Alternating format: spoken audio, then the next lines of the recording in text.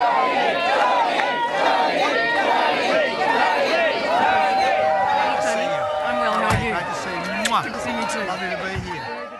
Abbott is in Western Sydney awaiting the arrival of his great hope for the seat of Lindsay, Fiona Scott. She's about to be received like Liberal royalty. Hello, Fiona.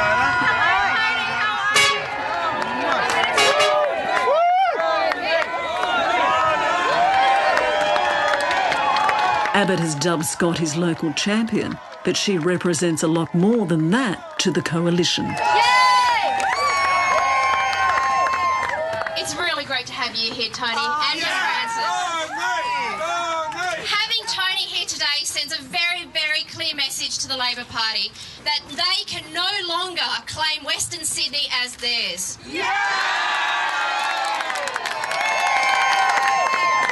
It is a massive pleasure to have you here, Tony, because you just get it here in Western Sydney.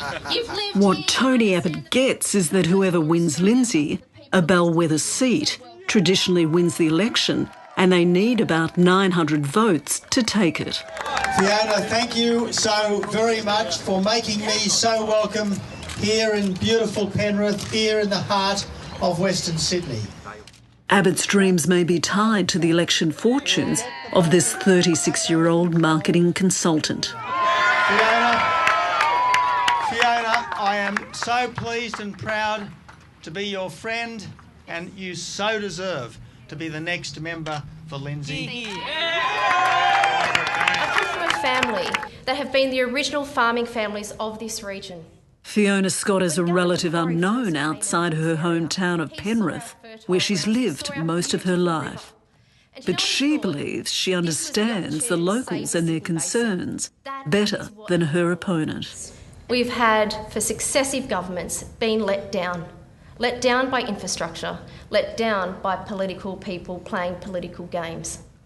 We're told Scott is a little camera shy and sometimes awkward in public. I think there's days where, you're a bit in your own head and you're quite self-conscious. I think that's fairly normal. Oh, thank you. Thank you. Thank you. The coalition knows now, with Gillard gone, it has to campaign even harder. Look, if you have any questions or you want anything, all my details are on the back, so just feel free to get in touch anytime. Do you think it's going to be tougher for you now that Rudd's Prime Minister? I think it was always going to be tough. I don't think my opponent was ever going to just idly walk away. I don't think it's the type of person he is. Liberal candidate Fiona Scott believes she understands why people in such a fast-growing area are so upset with asylum seekers. That's a pretty hot topic, isn't it, asylum seekers? Well, yeah, it is a hot topic, but it's a hot topic here because our traffic is overcrowded. I mean, you guys have been here a few days now, and I mean, how much fun is the M4 in peak hour? It's not fun at all. And, you imagine a mum, it's a classic example, trying to be back for a 6 o'clock pickup from daycare. And every minute you're late, you're getting charged. Now, you multiply that by a couple of kids, it means that when you think of overcrowding, it becomes an issue for people. It really does. So you mentioned asylum seekers and overcrowding. I don't quite get the connection. Well, my recommendation is go and sit in the emergency department of Nepean Hospital or go and sit on the M4, and people see 50,000 people come in by boat. That's more than twice the population of Glenmore Park, where we just were. Just a few days after meeting the opposition leader in Brisbane, we catch up again, this time at the home of the Penrith Panthers rugby league team in Western Sydney. That's enough. Hello, it's David again. How are you? Good to see you. Again. Things. Tony Abbott is making the most of promoting his little-known candidate. She's terrific. She was our candidate last time. She just missed out, got a 5% swing to her. She's been working very, very hard for the last 3 years. If there is one person whose hard work whose commitment, whose connection to the area going back several generations deserves to become a Member of Parliament. Well, it's Fiona Scott, who's just been stunningly good.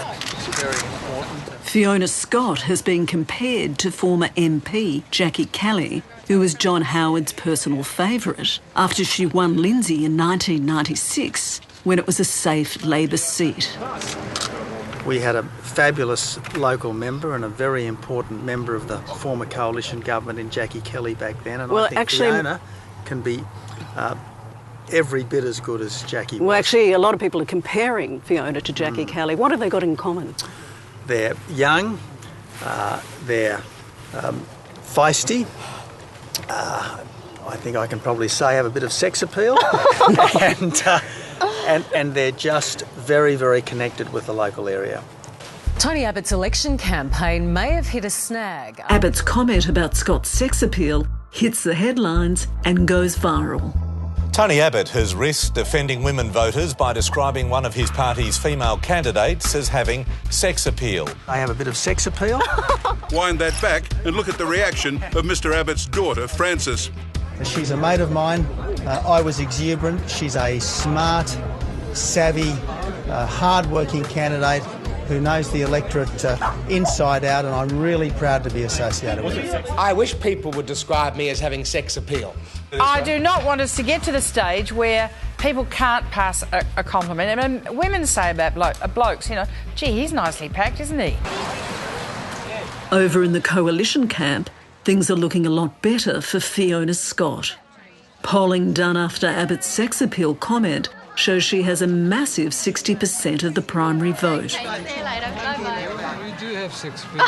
It's all living in Mulgoa and everybody got your picture. Oh, really? Just about every house. And I mean, if you would offend, you wouldn't laugh. No, I wasn't offended. But anyway, it's lovely to see you. Rather than offending or damaging Scott, the sex appeal comment has given her a huge national profile and a lot more political attention. The great thing about voting for Fiona Scott in Lindsay is that Week 3 of the campaign and Abbott returns. and at the risk of exciting anyone, can I just say, obviously from that answer, she ain't just a pretty face, okay?